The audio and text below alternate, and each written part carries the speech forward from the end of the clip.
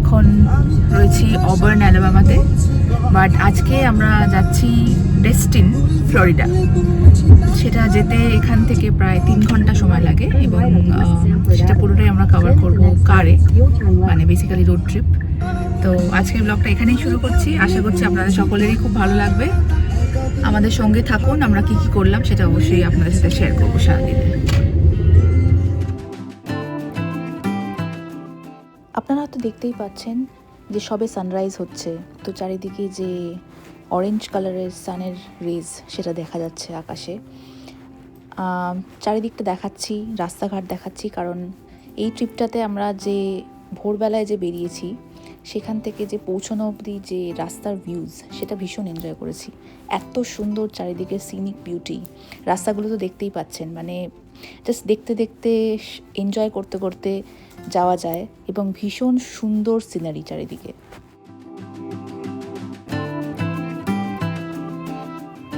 এখন বাজে সকাল 8টা মতন। আপনারা দেখতেই পাচ্ছেন বাঁদিকে সূর্য উঠছে, তো সূর্য এখন দেখা যাচ্ছে প্রায়।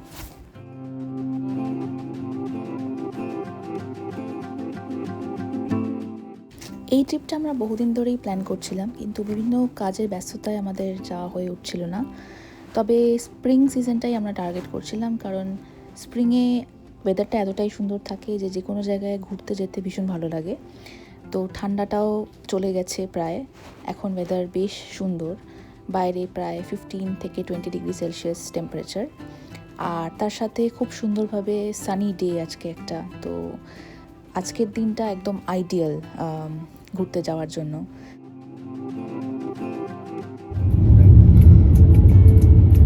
তবে এই 4 থেকে 5 ঘন্টার কার জার্নিতে আমরা কিন্তু মাঝখানে একবার একটা ছোট্ট ব্রেক নিয়েছিলাম ব্রেকফাস্ট করে নেওয়ার জন্য।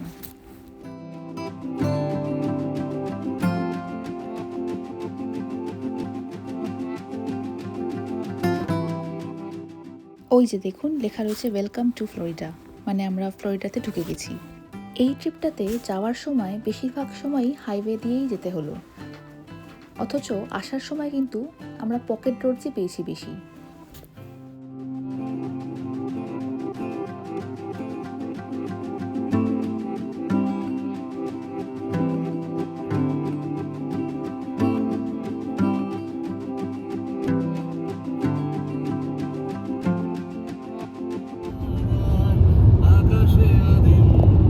এখন আমরা প্রায় আমাদের লোকেশনের কাছাকাছি চলে এসেছি।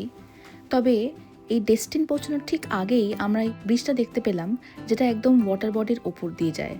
এই ব্রিজটার যে চারপাশ দিয়ে যে জলটা দেখা যাচ্ছে সেটা কিন্তু একদম সুন্দর নীল রং, ভীষণ সুন্দর লাগছে দেখতে। খালি চোখে দেখলে এর সৌন্দর্য কিন্তু আলাদা মাত্রা পায়, যেটা হয়তো আমার ক্যামেরাতে বন্দি করতে পারছি না। এখন বিচ যেহেতু একদমই কাছে চলে এসেছে, তাই এই যে দেখছেন চারিদিকে টিলাগুলোর ওপরে সাদা সাদা বরফের মতন দেখতে যে আস্তরণ, এটা কিন্তু অ্যাকচুয়ালি সাদা বালি, যেটা এখানকার খুব পপুলার। ফ্লোরিডার এই কিছু বিচেসে একদমই সাদা রঙের বালি থাকে এবং এটাই কিন্তু এই বিচগুলোর ইউএসপি।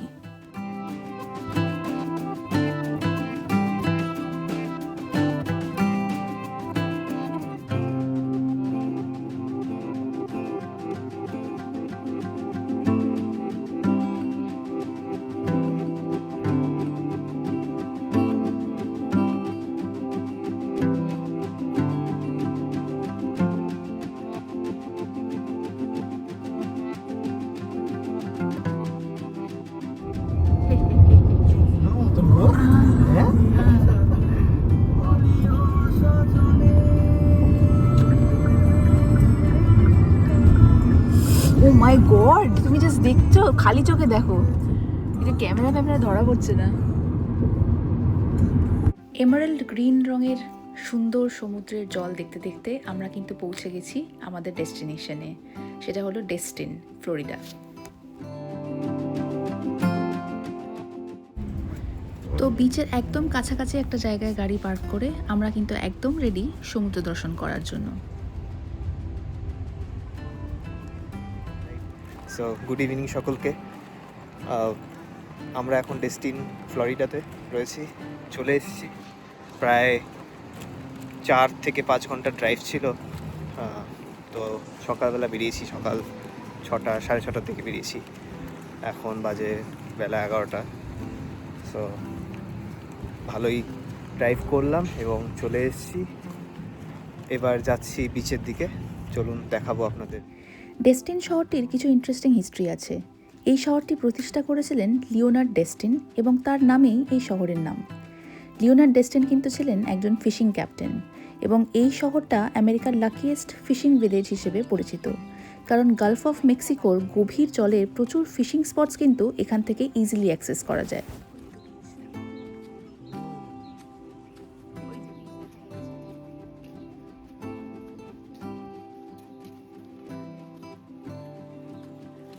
এই বিচটা এতটাই সুন্দর যে মানে ক্যামেরা এটাকে জাস্টিফাই করতে পারছে না, এতটাই সুন্দর।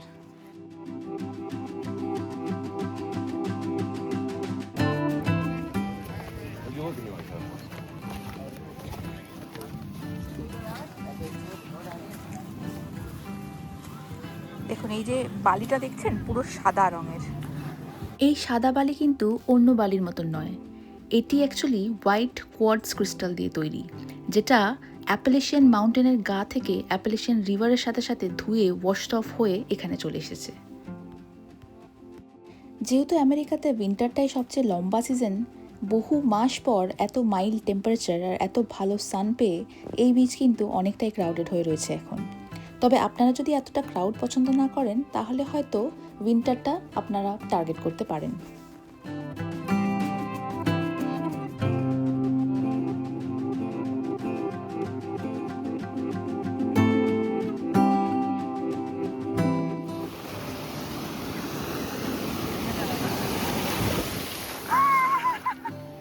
বাবা খুব ঠান্ডা জল।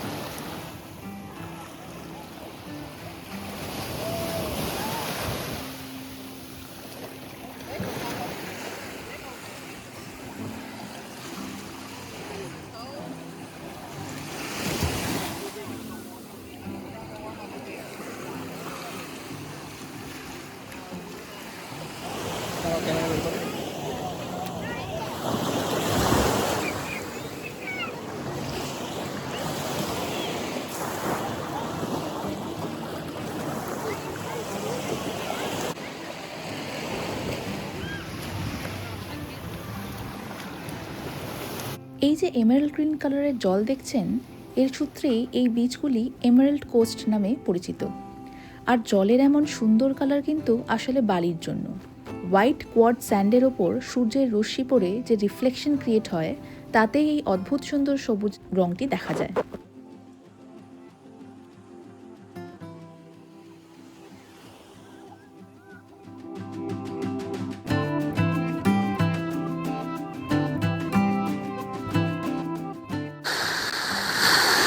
তো দেখতেই পাচ্ছেন এখানকার বিচটার যে জলের রংটা হচ্ছে এমারেল্ড গ্রিন কালার, আর জলটা হচ্ছে ক্রিস্টাল ক্লিয়ার, মানে ক্রিস্টাল ক্লিয়ার বলতে যাকে বোঝায় আর কি, মানে একদম স্বচ্ছ, কোনো নোংরা নেই, নিচে অবধি দেখা যাচ্ছে।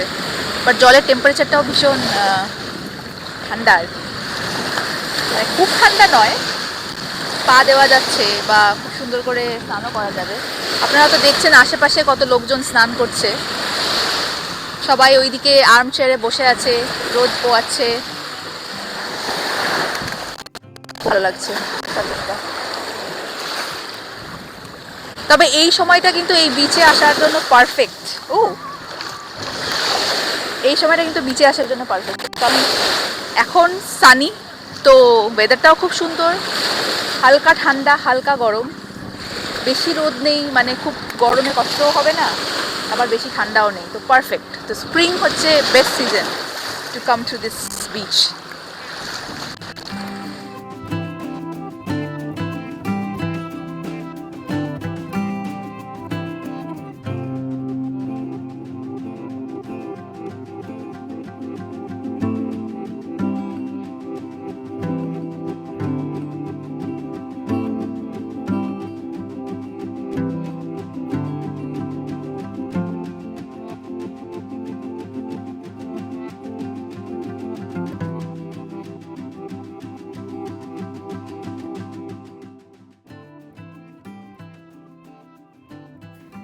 বেশ কিছুক্ষণ জলের মধ্যে গা ডোবানোর পর যখন মনে হতে শুরু করলো যে এতদিনের সমস্ত স্ট্রেস, সমস্ত ক্লান্তি ধুয়ে মুছে সাফ হয়ে গেছে, ঠিক তখনই আমরা ডিসাইড করলাম যে এবার বাড়ি ফিরতে হবে। আমাদের সাথে সাথে আপনারাও শেষবারের মতন ডেস্টিনের এই সুন্দর বিচটি দেখে নিন।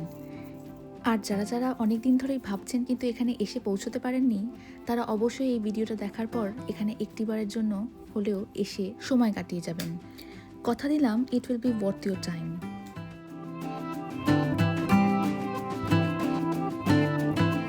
তো আমরা এখন বিচের থেকে বেরিয়ে এলাম।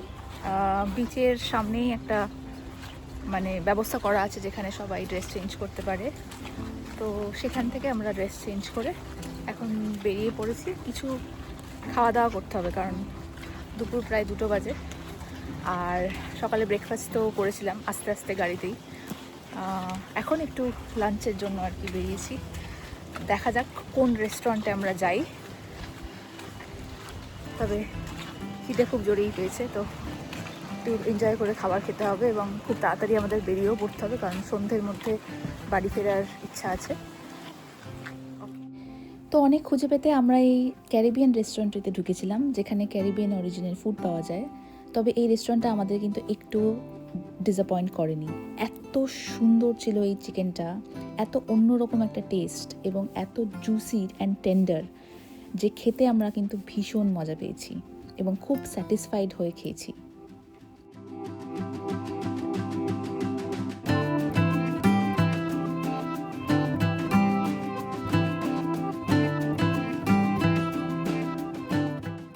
খাওয়া দাওয়া কমপ্লিট করেই আমরা বাড়ির পথে রওনা দিলাম।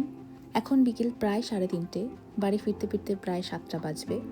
পরন্ত বিকেলে সূর্যের সোনালি আভা চারিদিকে। ফ্লোরিডাতে একটা সুন্দর দিন কাটলো এবং কিছু সুন্দর মেমোরি চিরকালের মতন ধরে রাখলাম এই ব্লগটির মধ্যে দিয়ে। আপনারা অবশ্যই জানাবেন আপনাদের এই ব্লগটা কেমন লাগলো। আর যদি ভালো লেগে থাকে তাহলে অবশ্যই আমাদের চ্যানেলটিকে সাবস্ক্রাইব করুন এবং ফেসবুকেও আমাদের পেজটিকে ফলো করে দেবেন। কথা দিচ্ছি এমনই সুন্দর সুন্দর ব্লগ নিয়ে ফিরবো আপনাদের কাছে। আজকের মতন ব্লগটি এখানেই শেষ করছি। সকলে সুস্থ থাকবেন, ভালো থাকবেন এবং দেখা হবে পরের একটি নতুন ব্লগে। ধন্যবাদ।